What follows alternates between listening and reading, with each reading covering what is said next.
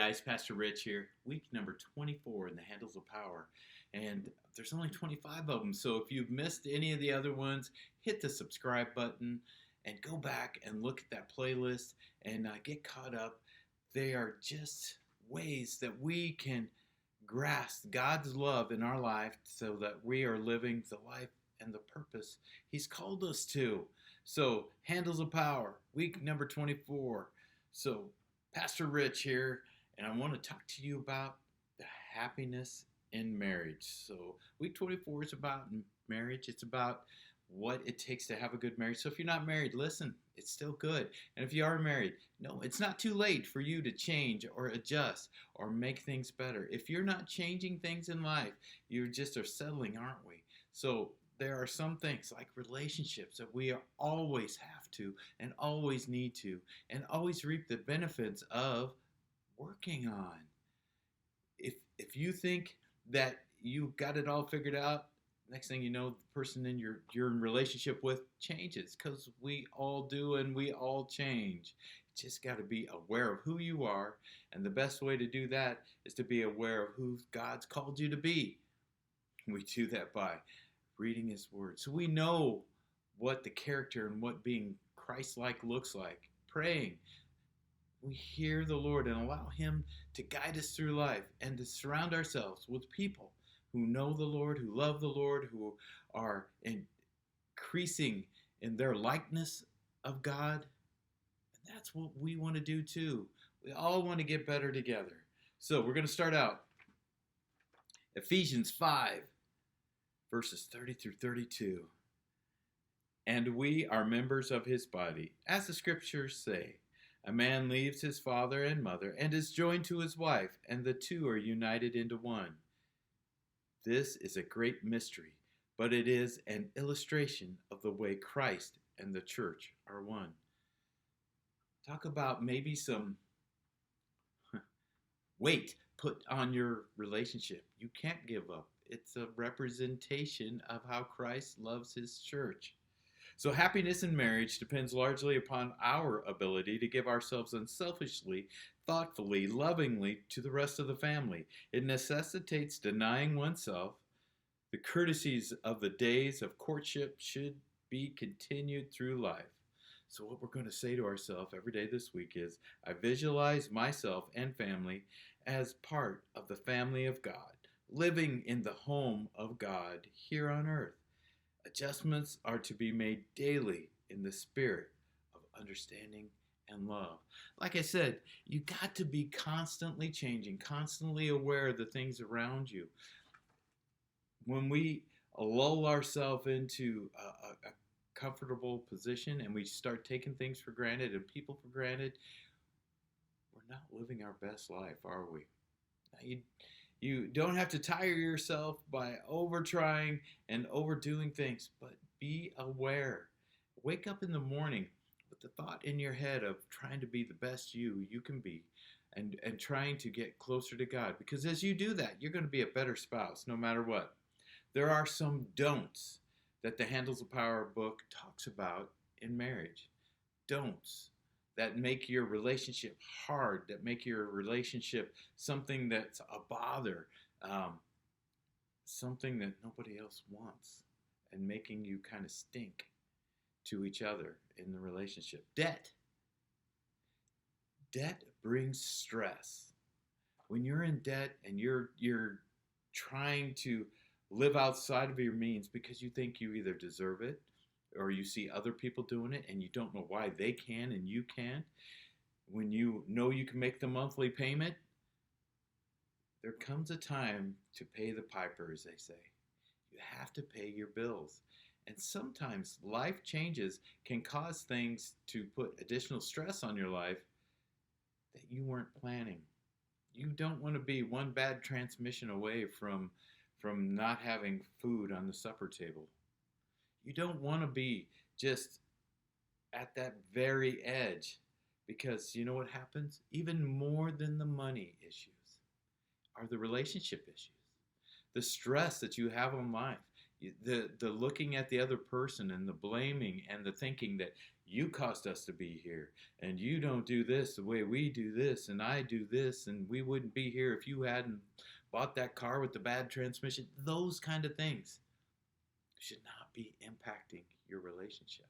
Plan ahead, think ahead. If you're going to have kids and the wife's going to stay home, don't buy things right up to the max limit so that you have to have a double income.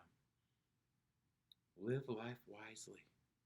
Not constricted, but wisely. The book says drinking, and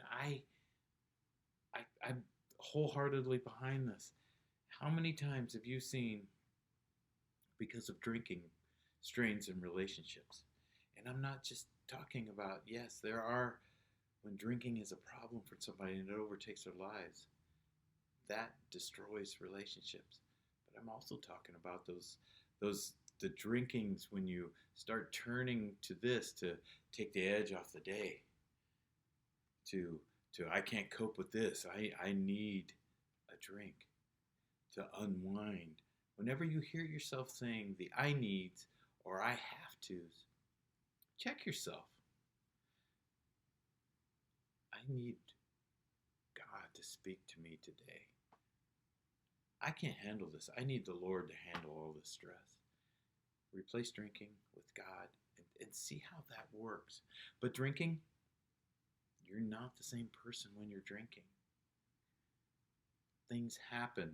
Your inhibitions are let down. Your thoughts kind of run not through the normal brain waves, but they get kind of sloshy and confused, and you can be thinking that somebody did something to you and they didn't do anything.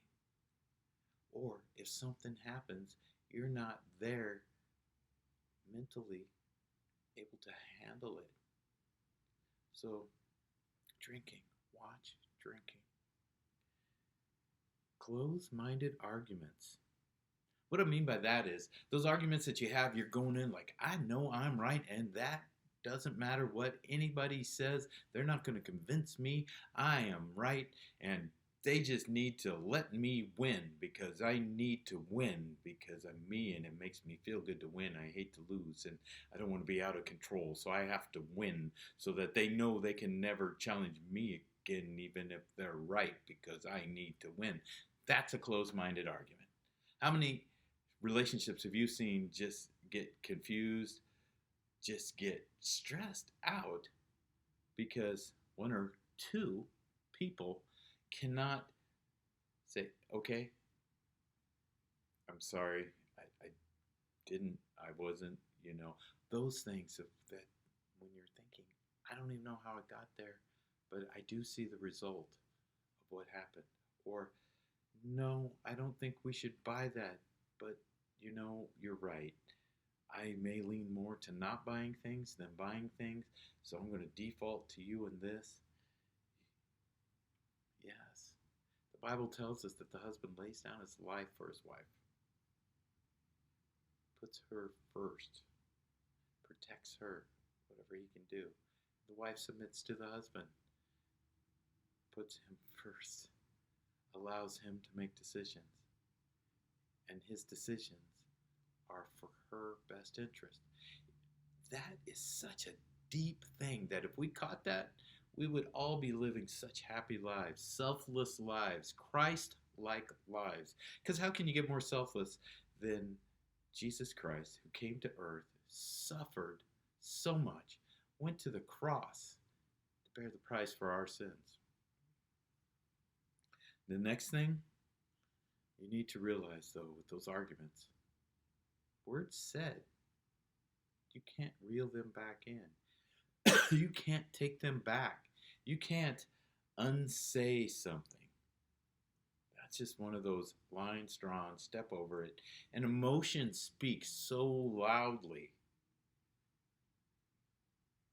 that you can't hear correctly sometimes. Another thing it talks about is flirting. That feeling good when somebody takes notice of you. It doesn't have to be obnoxious flirting or trying to lead to something flirting, but what the book talks about. And those things can happen. Don't even step inside the door allow that feeling, because things start there, and like the frog in the pot of hot water, the temperature comes up slowly, and the next thing you know, you're cooked. But jealousy in a relationship, any relationship, especially a marriage, jealousy doesn't think clearly. Jealousy is a wound that's deep. Jealousy doesn't listen. Jealousy is horrible. You may have heard that, hey, if I can get somebody to notice me, maybe my spouse would notice me more. That is a scary place to be. Do not step into that. You went to the altar and you said that you are officially your spouses, completely your spouses. That is the opposite of living a humble, submitted life, a humble, die to yourself life if you flirt. That's a serious deal. Now the do's. We got through the don'ts. Now the do's, guys. Do's. Do be intimate with your spouse. Don't get too busy. Don't let life fly by.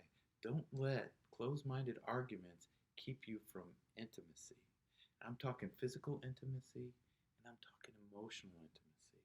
Don't draw half-twos or lines in either one of those, but allow yourself to enjoy life the way God created you. God is a God of relationships. He created us for relationship with Him. Our marriage is an example of a relationship. So let's get the relationship part right. Let's be intimate. Let's be intimate physically, and let's be intimate emotionally. They go together, not one or the other. If you're just doing one, you're missing half of your life. Another good point is to settle your misunderstandings before you go to bed. That forces an end. If you stew all night and the next day you start, you're already angry and you haven't even had a chance. And it also sends a message that, not this. I am not going to allow you to do this or that, or I do this. Many times the misunderstandings happen, and they truly are that, a misunderstanding. How sweet is sleep if you can right that misunderstanding and you can bring intimacy into the bedroom. And I'm not talking, yes, physically and emotional, but I'm talking intimacy, that's knowing your spouse is for you. They're not just trying to get all they can out of life for themselves. And we shouldn't live that way. That would be such a less life that God has planned for you. Guys, happiness it's a result of how we live. It's not something we can demand from other people. You need to make me happy. I deserve to be happy. You like my little attitude there? That's all I got. You need to make me happy. That's our human nature. That somebody else needs to serve us, make us happy, notice me, do this for me. And in the process, when you're doing this, you're not doing this. And you're running right over the top of your spouse. You may not even know it. So happiness comes when both people feel safe, wanted, and secure in their relationship. Don't take people for granted. Don't take your spouse for granted. The day you really stop dating and you just take the other person for granted is the day that happiness goes one notch down. One notch down. He wouldn't even know if I was here. She wouldn't even walk across the street for this. It really is living your relationship with your hands out, not your hands in. Not holding on to what you got, but sharing what you got. One of the most important things is to laugh a lot. Don't take yourself too seriously. Don't take your spouse too seriously. And have those jokes that are just between you two. Those movie one-liners that maybe nobody else in the universe catches, but because you were intimate and close relationally while you're watching the movie, you built a moment. Build moments. Laugh. Come up with jokes. Make fun of the silliest things in the world. Do not let your joy slip away. Our God is a God that brings joy. He brings happiness into our life that is not tied to our circumstances. If you can find joy and you can make each other laugh in a hard situation, you are better than a band-aid. You bring healing to their lives, and you keep your relationship fun, fresh. Don't be too serious. Have a good time being who you are, with somebody else as being who they are, and you can build each other up. Brings me to another point. Unity, not uniformity. Sometimes, as humans, we think if you want to be like me and be unified with me, you have to be exactly like me and think like me and do like me. Some of your funniest moments are going to be when you two realize that you're coming at something completely different and misunderstand it completely. That's really unity. Being the same is uniformity. Uniformity is really being boring in a relationship. Allow each other to bring life into the relationship. And the most important thing is your relationship with God. You get your relationship with God right, and you're going to be a better spouse. He didn't make you halfway before you got married. You're fully you. And when you get married, you're fully you, your spouse is fully them, and you become one that's two fully complete things that's even better. Complement each other. My prayer is that as the world sees Christians and as Christians grasp this knowledge of following God and praying and reading their Bibles and filling themselves full of good relationships, that they will see a difference in Christians and in Christian marriages. So you work on your own Bible study, your own prayer life, and your own community of friends. Then when you guys come together, read the Bible together. It only makes sense. You are going to be amazed at who picks up on what and what the Bible actually says and things you just blew over and you didn't know. Pray together. The Bible tells us there is power in prayer where two or more are gathered. That's where God is in His name. And allow yourself to build relationships that you both enjoy together so that you can go together, be around other people, and build a relationship that glorifies God, that glorifies your relationship. And if we all get all this right, guys, the divorce rate will go down for Christians. Christians will be those happily married people. It's going to be a result. You'll be happy. And that is going to show the world that God is real and that what it says in Ephesians,